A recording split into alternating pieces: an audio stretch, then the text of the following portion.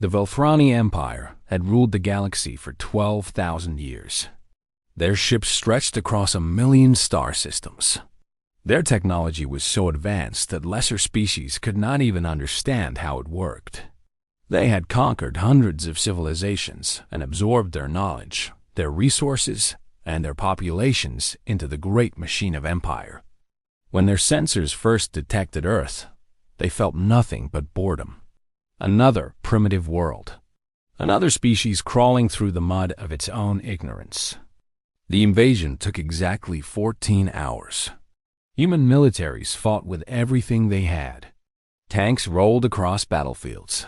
Jets screamed through the skies. Nuclear weapons detonated in desperate final strikes. None of it mattered. The Velthrani shields absorbed every attack without a scratch. Their plasma cannons turned entire cities into glass. Their gravity weapons crushed armies like insects beneath a boot. Humanity had believed itself the master of its world. In 14 hours, they learned the truth. The Velthrani did not want Earth. The planet was too wet, too warm, and too far from the galactic trade routes to hold any value. They did not want human culture or human art or human science. What could a species that had only reached its own moon possibly teach an empire that had mapped every corner of the universe? No, the Velthrani wanted only one thing. They wanted labor. They wanted slaves. 8 billion humans were processed through orbital stations in the months that followed. Families were separated without care. Children were torn from their parents. The old and the sick were eliminated because they could not work. The Velthrani cataloged humanity with cold efficiency and found them wanting. Humans were weak compared to the four-armed Garthimiders. Humans were slow compared to the insectoid Krix factory workers. Humans were fragile compared to the silicon-based Moldoran construction crews. The Velthrani assigned humanity to the lowest tier of their labor hierarchy. They called humans refuse, waste species, beings fit only for the jobs that no other species would accept. Humanity was scattered across the empire like dust in the wind. They worked in toxic waste processing plants where the chemicals ate through their skin. They cleaned the radioactive cores of ancient reactors that no other species would approach. They mined asteroids in the coldest reaches of space where equipment failed and accidents killed dozens every cycle.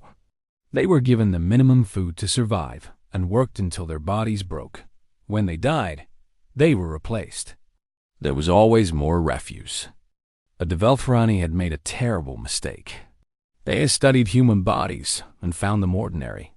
They had analyzed human technology and found it primitive. They had examined human history and seen only chaos and war. What they had not understood was the human spirit.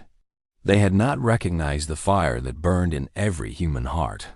They had not realized that humanity was forged in struggle and tempered by suffering. The Velthrani saw refuse. They did not see the weapon they were creating. Captain Elena Voss had been a fighter pilot before the invasion. She had watched her squadron die in the first hour of the attack. She had been captured and processed and shipped to a mining station at the edge of Velthrani space. For 3 years, she worked in the tunnels. She breathed poison air and ate nutrient paste that tasted like ash. She watched friends die beside her and buried them in unmarked graves carved into asteroid rock. The Velthrani guards laughed at the humans and called them animals. They beat workers for the smallest mistakes. They killed without consequence because human lives meant nothing. Elena learned. She watched the guards and memorized their patrol routes. She studied the equipment and understood how it functioned. She listened to the other alien workers and slowly picked up their languages. She made contacts with other humans across the station through whispered conversations and hidden messages.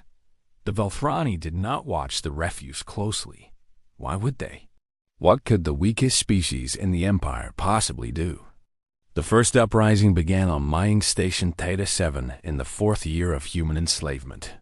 Elena led 53 humans against 200 Velthrani guards. The humans had no weapons except mining tools and their bare hands. The Velthrani had plasma rifles and energy shields. Every logical analysis said the humans should lose. They did not. Elena had learned that the Velthrani shields were calibrated to stop energy weapons. They did not stop a mining pick swung with desperate strength. She had learned that the Velthrani were slow to react to unexpected situations because their empire had not faced a real threat in centuries. She had learned that the guards changed shifts at the same time every cycle, leaving a gap of exactly 3 minutes when the corridors were empty. She had learned everything she needed. The humans struck at midnight station time. They moved through the corridors in complete silence.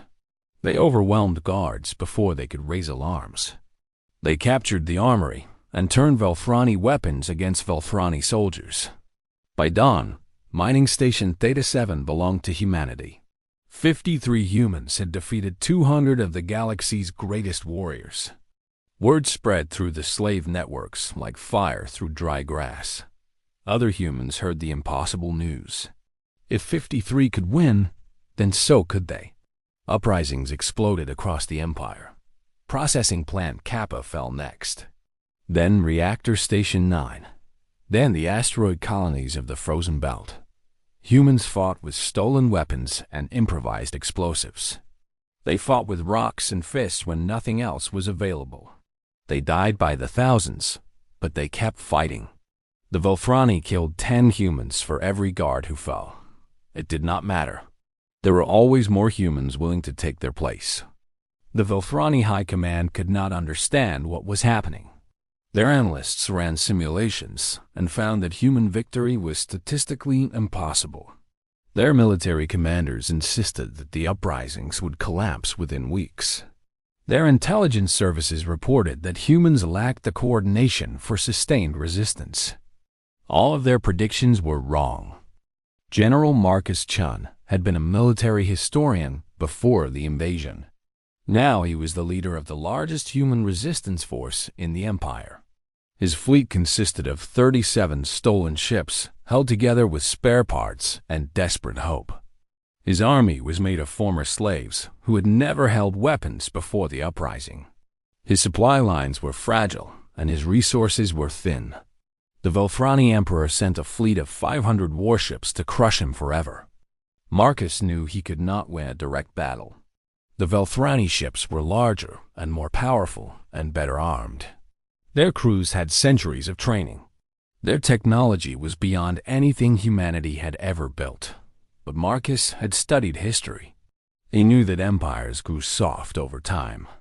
He knew that strength bred arrogance and arrogance bred blindness. The Velthrani had not fought a real war in 3,000 years. They had forgotten what it meant to face an enemy who was willing to die. The Battle of Nexus Prime lasted for 6 days. Marcus used every trick that human military history had ever invented. He used ambushes and feints and false retreats. He sacrificed ships as decoys while his main force struck from unexpected angles.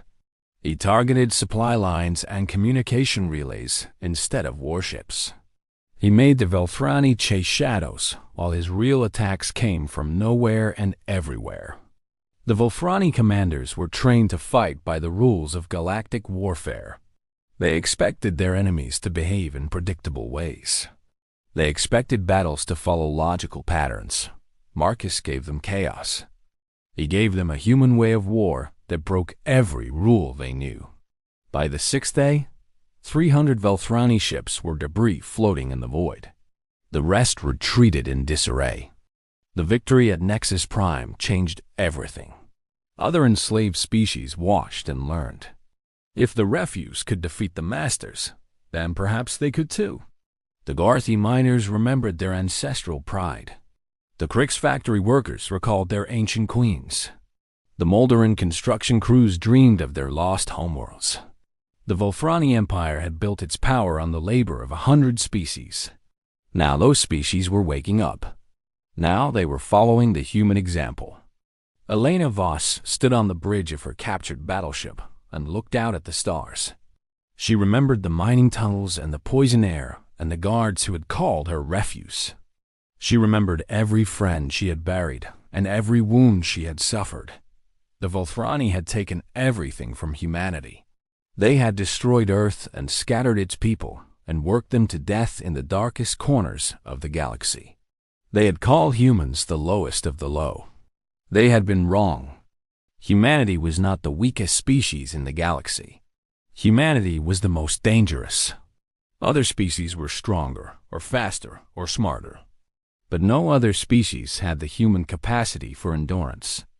No other species could suffer so much and still find the will to fight. No other species could turn their pain into fuel and their hatred into power. The Volthrani had tried to burn humanity to ash. Instead, they had forged a blade that would cut their empire apart. The final assault on the Volthrani homeworld took place 7 years after the first uprising. A fleet of 10,000 ships surrounded the planet that had once ruled the galaxy. Humans commanded many of those ships, but not all. The Gorthi were there. The Krix were there. The Molderan were there. 100 species that had once been slaves now stood as allies. They had learned from humanity that chains could be broken. They had learned that empires could fall. General Chun gave the order to begin bombardment. Elena Voss led the first wave of landing craft through the burning atmosphere. The Volthrani Emperor watched from his palace as his world crumbled around him. He had believed that his empire would last forever. He had believed that the lesser species would serve in silence until the end of time. He had believed that humanity was refuse. The palace fell at sunset. Elena walked through its golden halls with a plasma rifle in her hands and fire in her eyes. She found the Emperor in his throne room, surrounded by the last of his guards. They fought, and they died, and in the end, only Elena remained standing. She looked down at the creature who had ordered the enslavement of her species. She thought of all the millions who had died in the mines and the factories and the processing plants. She pulled the trigger. The Volthrani Empire ended that day. In its place rose something new. The human commonwealth spread across the stars, not as conquerors, but as liberators. They remembered what slavery felt like. They remembered the darkness of the tunnels and the weight of chains. They built a civilization based on freedom and dignity for all species. They became the guardians of a galaxy that had once considered them worthless. Historians would debate for centuries how humanity had risen so far so fast. Some pointed to human adaptability. Others highlighted human creativity. Still others emphasized human stubbornness. But those who had lived through the uprising knew the truth. Humanity had succeeded because they had nothing left to lose. The Volthrani had taken everything from them. They had stripped away comfort and safety and hope. They had reduced humans to the lowest possible condition. And in doing so, they had created an enemy that could not be defeated. They had created a species that turned refuse into revolution and suffering into strength. The stars belonged to humanity now. Every world that had once held slaves was free. Every species that had once worn chains walked in liberty. And in the halls of the new Senate, humans and aliens worked together to build a future their ancestors could never have imagined. The galaxy had changed forever.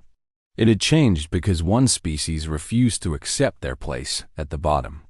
It had changed because humans looked at their chains and said no.